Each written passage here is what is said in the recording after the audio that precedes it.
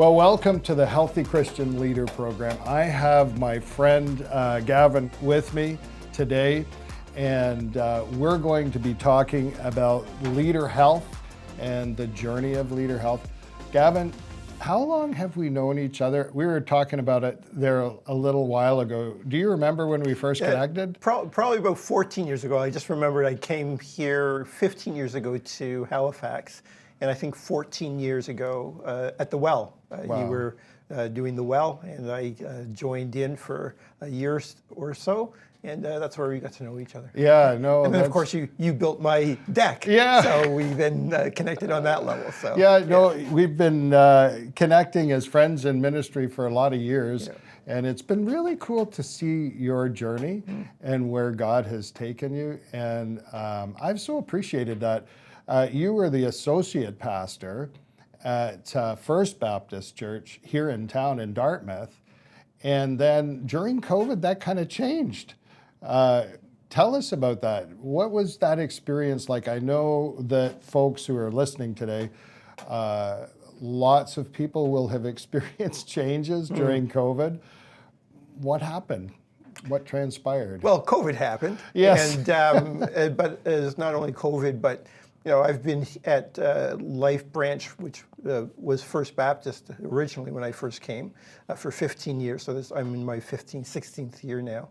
And I think that as COVID happened, all of our churches have seen the dramatic effects of COVID from leadership, people stepping away from leadership, people not going to church anymore, trying to figure out what church looks like. And and in the midst of COVID, our my co-pastor decided to step down, and I was asked to step in.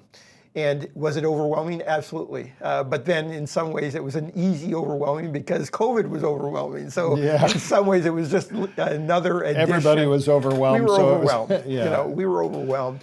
What I would say though is our church was really well placed for this.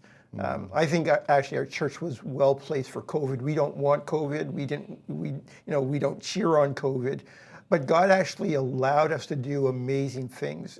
We built a church during COVID. Wow. Not many churches would have done that. You mean the building, the physical building? We actually built a brand new building. We walked away from an old building, built a brand new building during COVID. And so in some ways, looking back, I don't think we should be surprised that there was a change of leadership that actually ended up going fairly well. Wow. So yes, it was overwhelming, but we were already fairly well prepared. And I would say, without boasting, this is not a boast, but I would say that my build up to this time, so I've been in ministry for 20 years now, and I would say that God was preparing me for this time, for this time of COVID, because this is kind of where my gift sets come out fairly well. I can walk through sort of mess in some ways, and God seems to be able to get us places. Well, it's amazing how God's thumbprint is in our lives, all the way, and our calling, all the way from the beginning of our journey. He's shaping, and He is forming and preparing, and we don't always realize that, do we? No. If I can tell you a quick story just on the COVID thing. Absolutely. So we not prepared, so that I'm shown not to be boasting. When our elders suggested we build during COVID, I remember my co-pastor and I were both not fans of this. We didn't believe we should because everything was being told, and you would know as a builder, we were being told that if you build during COVID now, you won't get material, price will go up, all sorts of things can happen. And so both of us were not in favor of building, and it was the elders actually that had the faith to believe. Wow. And wouldn't you know it, even my lack of faith, we came in under budget and on time. Wow. And so it just shows you, so I'm not saying anything of boasting, I'm just saying how God really carries this. Yeah. And you can be overwhelmed, but God comes through. Yeah. It's amazing, isn't it? We're on a journey, and the battle is the Lord's. And absolutely. So we want to talk about, again, that thumbprint, that shaping, God in your story, and we want to draw out some of the lessons that God has taught you over the years. Before 20 years of serving in ministry, you were a pastor's kid. And that brings all its own unique dynamics. How did growing up with a front row seat to church leadership mold your expectations of who a Christian leader should be? Great question. Mixed bag. First of all, I'd say thank you to my parents for what they passed on to myself, to us. And there was a lot of privilege that came with being front row. Being a pastor kid does come with its perks. Yeah. And I would also say that in watching my dad specifically, and I appreciated my dad much more, way more. In fact, probably didn't appreciate him at all until I was past 30. And it wasn't until he was in his last days of ministry that I really saw the quality of pastor that he was. But it also comes with its challenges because we grew up in sort of a context in a culture that the pastor and the pastor's family were not only put on a pedestal, but we were treated as if we were perfect. And so that became very difficult for us. And it was very difficult then to make sense of your dad is pastor and your dad is your dad and your dad is pastor. And to try to figure out what it meant that everybody saw your dad as a pastor as incredible, and you start believing that, but inwardly there's something wrong with that because you're sort of saying, well, at home, maybe not so. So I think it was very difficult. It was difficult to, there were perks, but it was also challenging to have that front row seat. And so you end up sort of building an image of leadership that is wrong, I think, because you do end up believing in the perfect pastor, believing that the pastor does everything, believing the pastor's got all the gifts, believing the pastor, everything the pastor says from the pulpit is right. And so I don't even think it's intentional. I think it's just how it goes. I think that if you're in that role as a pastor's kid, that close, very difficult to separate the reality from the non-reality.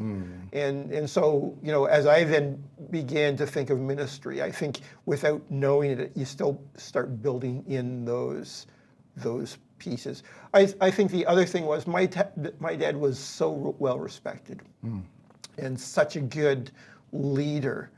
It's not easy then to follow in those footsteps, especially because I'm not my dad.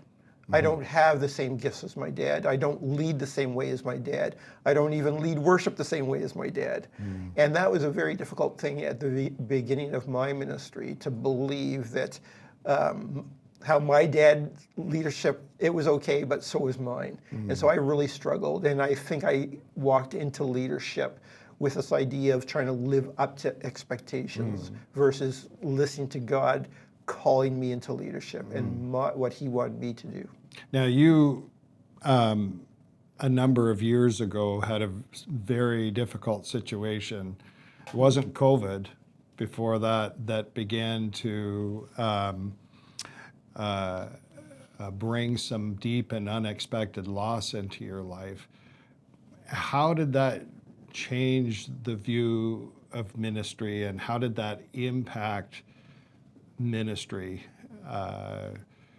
your view and your perspective from those earlier days? Yeah, and if you don't mind, I'm going to jump into another connection before that, because I think the changes actually happened 14 years ago, 15 years ago. And in fact, why I started going to the well, because I was already struggling when I came to First Baptist with the fact that I was trying to live out of other people's expectations and it wasn't working. I was trying to preach the way people wanted me to preach, it wasn't working. I was trying to think that, as a youth leader, a youth pastor, that the thing to do was to do the wow thing, and it wasn't working.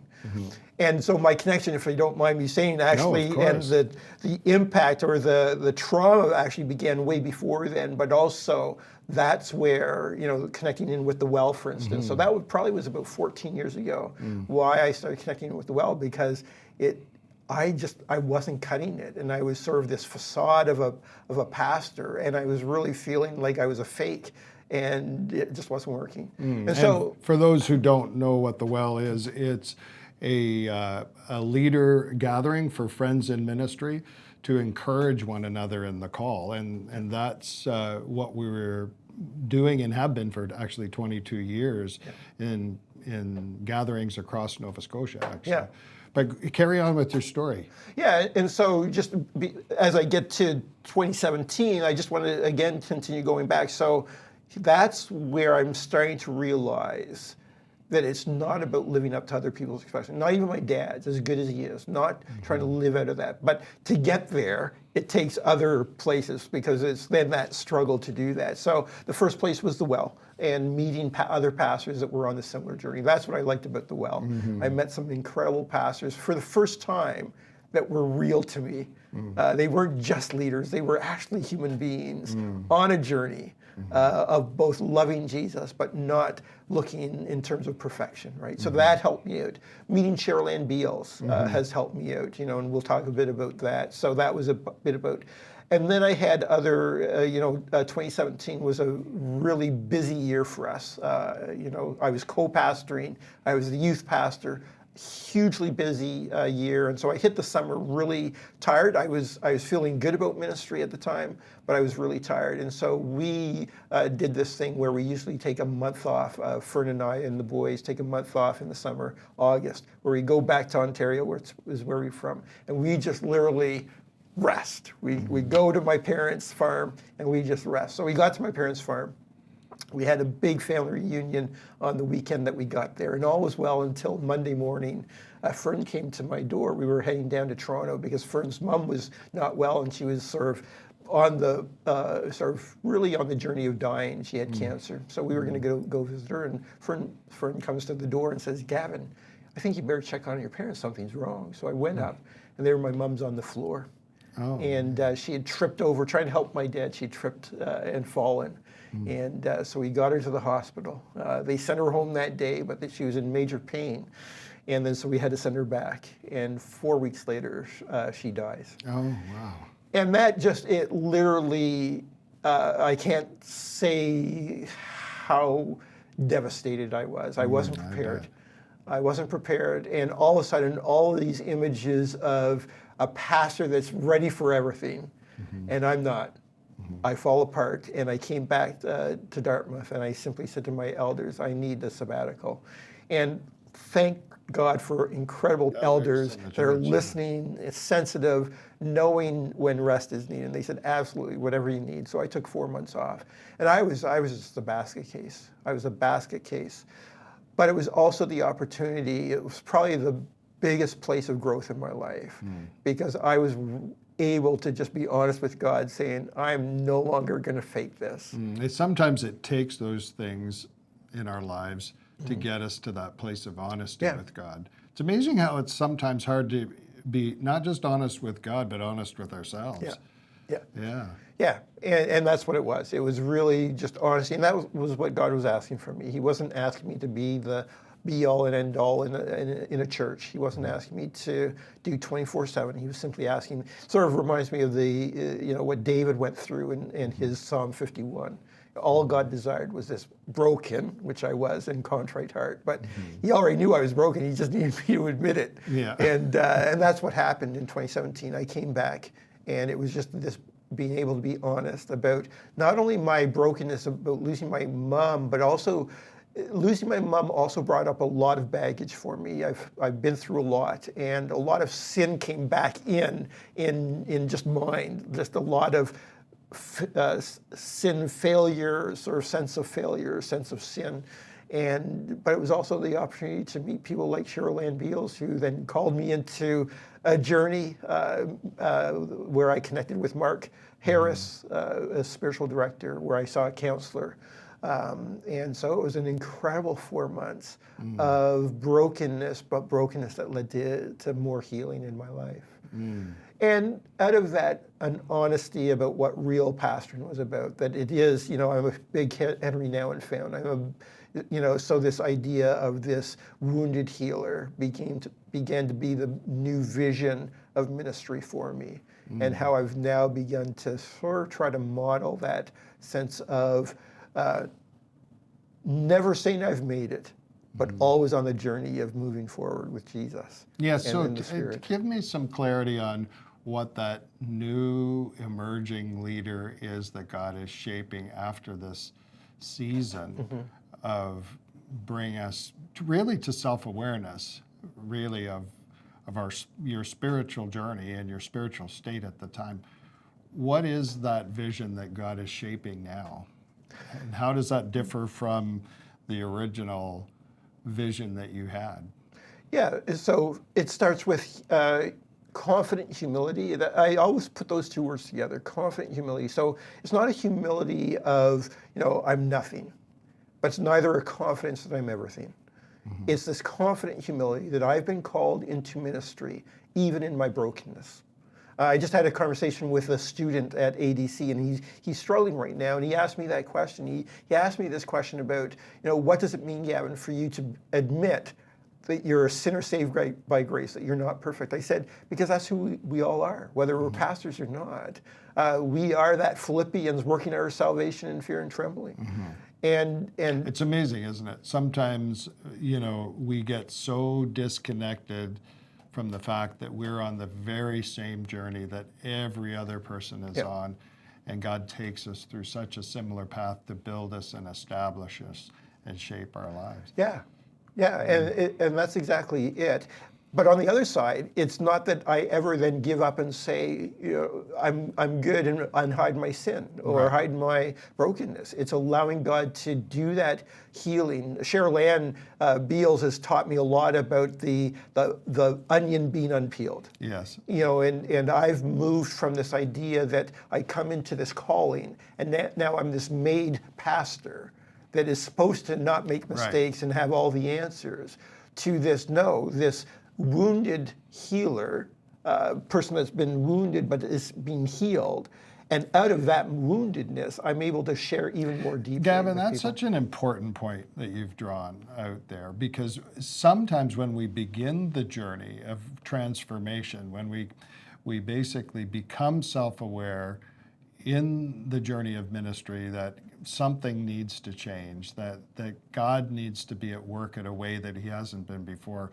We somehow think, okay, this is going to be a 6-month program or a 12-month program or whatever the case be, or so many steps or whatever. It's really not that way, is it? No, it isn't. And again, I've been sharing with my congregation and this young man that is a student. I said, we misread even the writings of Paul. We make Paul next to Jesus as this perfected apostle. He never wanted that. And you do have to read between the lines with his letters where he says, I've not yet made it, but I will run the course. Right. And he says that over and over again, even as he's sounding like he's got it all together. He's always coming back to, don't ever think I'm Jesus. Don't ever think I'm perfect. Yeah. And I think that was the first place of being able to be honest that then gave me the confidence to lead, because I also felt that Jesus wasn't letting me go in my failings.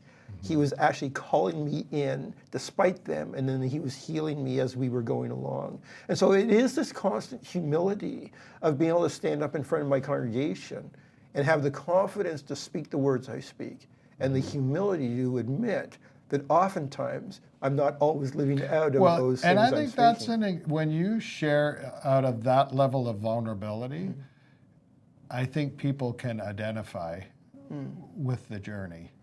And I think it's so much more powerful because, there's the book Leading with a Limp. Everybody really knows they have a limp. Yeah. Everybody knows there's wounding and in some place. And I think we have this deep down understanding in the pew that life is a journey. And when that transparency comes from the journey, it gives permission to be on it. Yeah, and to know that it is lifelong. The onion peel is ongoing. And so even as I've I've got a number of issues that I've had to deal with throughout my life that keep on haunting me. And I would say that my mom's death, that was a haunting time.